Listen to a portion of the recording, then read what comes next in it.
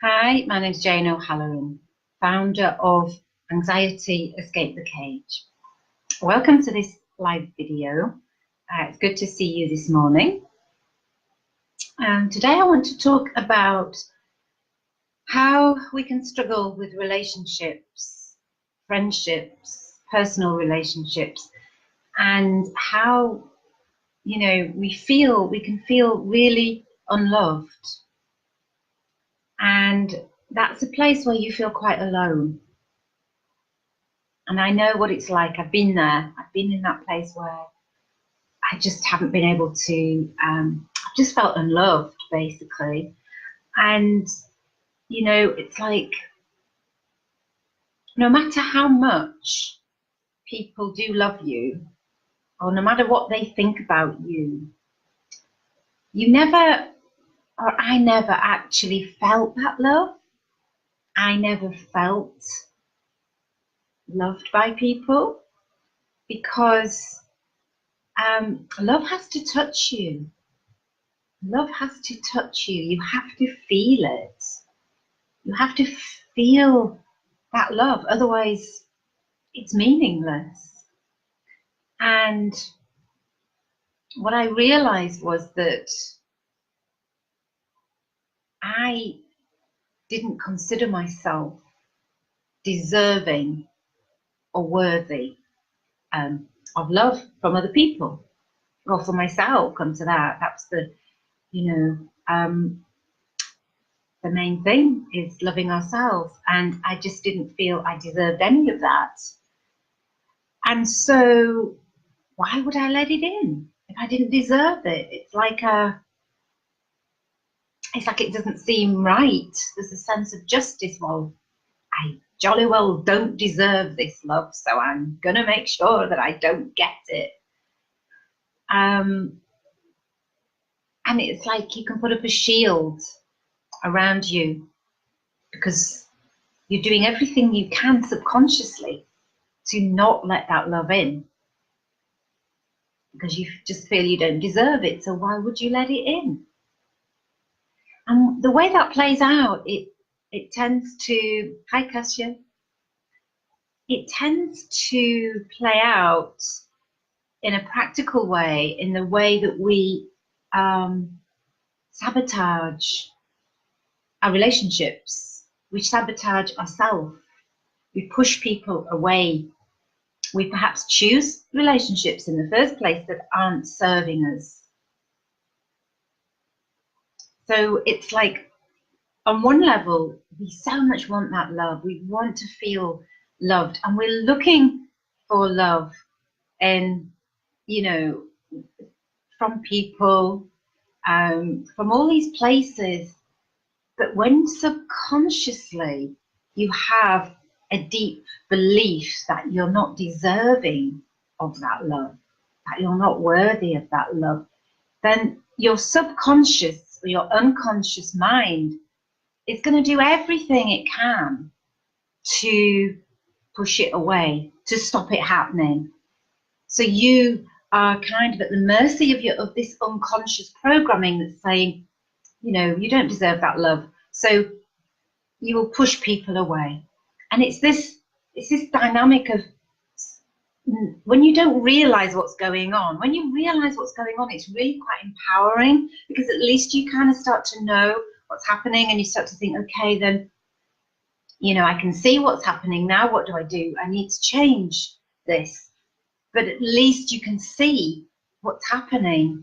And this push and pull of consciously looking for love from people and unconsciously pushing them away, not letting it in, sabotaging your relationships, choosing relationships that aren't healthy for you.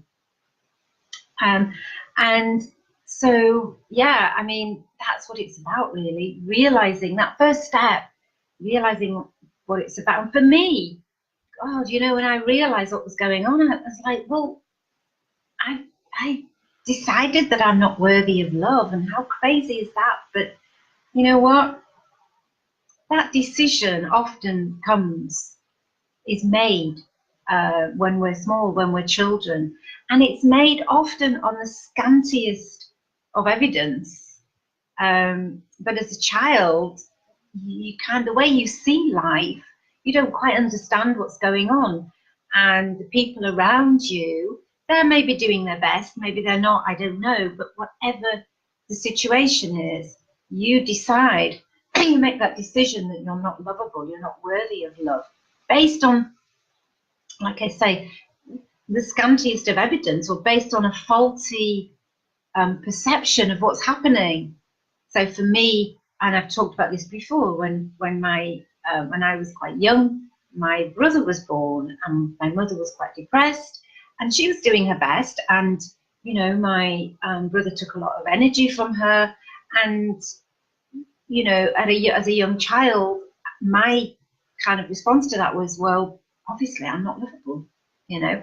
And as an adult and in the light of day, you can see that that's a faulty conclusion to come to. But that is the conclusion I came to as a child. And often there might be with you conclusions that you've come to as a child that in the light of day don't hold up, but they are deep, deep within you. Hi, Eleanor. They are deep within you. Those beliefs, those conclusions that you've come to, and they hold you hostage. They hold you prisoner. They have a grip on your life. And so once we can see that, once we can realize that's what's going on, they say, don't they, knowledge is power. So once you see that it's those unconscious beliefs that, you know, that one, you've got an unconscious belief perhaps that you don't deserve love, that you're not worthy of love. And two, that unconscious belief is putting a shield around you and doing its damnedest to make sure that you never feel that love that might be coming towards you. And then practically, you know, number three, that you will do things that you think, why am I doing this? Why am I sabotaging this relationship? Or why do I not feel loved? Or why do I always choose people that are unable to give me love? You know, that's often the case as a pattern of choosing people who actually aren't right for you. And all of that is going on. And in the middle of it, we're feeling, I don't understand what's going on. I want to feel loved and I never feel loved. And we often can blame other people.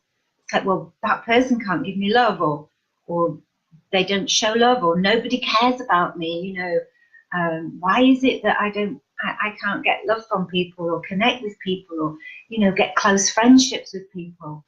And we tend to perhaps look at other people and what they're not doing, or we tend to conclude that there's something wrong with us.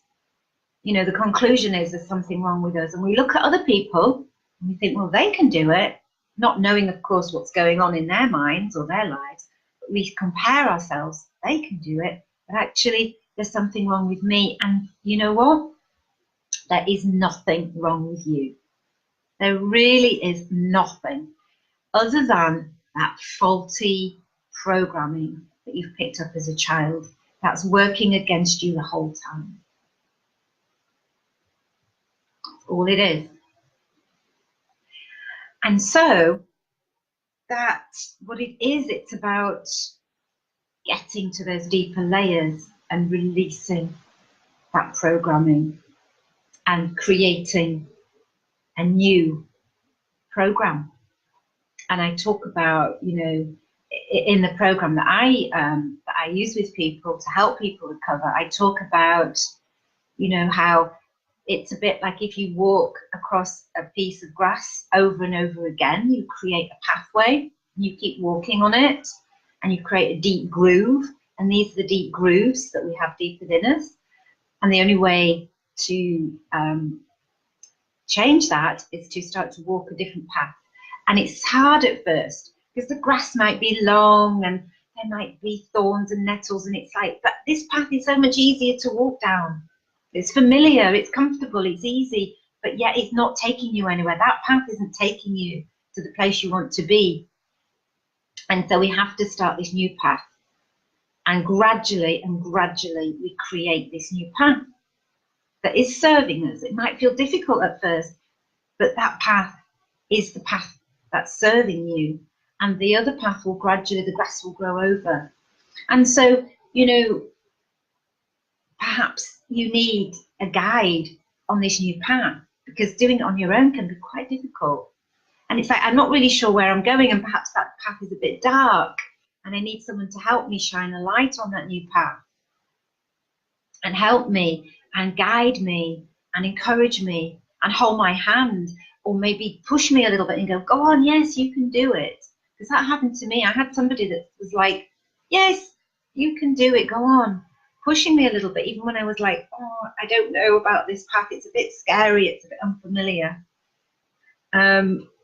So, you know, if you're interested in that, and if you're interested in somebody to help guide you through that path, and be there for you and challenge you and hold your hand and all of those things that we need, and to help really work on that subconscious level to change that programming, then do message me.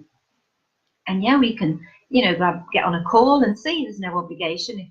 If we decide that we're going to work together, then we'll work together. If not, then, you know, the call itself can be very useful for a lot of people. And let's just see. So thank you for listening. Thank you, Kasia and Eleanor. It's always good to see people on the call. And if you're watching this and it isn't live, just feel free to comment and ask questions. And if you've joined a bit later on, do go back to the beginning and watch the beginning of the video and get the whole story. Okay, so if there's no questions, I will say love and light, and thank you for joining me, and I look forward to seeing you in the next video.